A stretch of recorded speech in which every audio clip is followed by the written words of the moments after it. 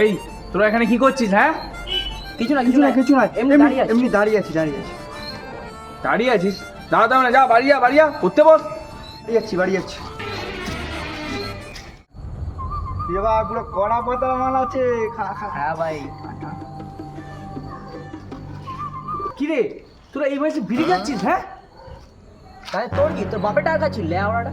বোকা চোদা।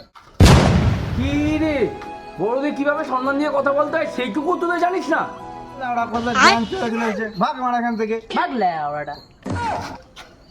দাঁড়া আমি দেখে নিচ্ছি, দাঁড়া আমি তোদের বাড়িতে বলছি, এক্ষুনি দাঁড়া বলছি, এক্ষুনি বলছি। কি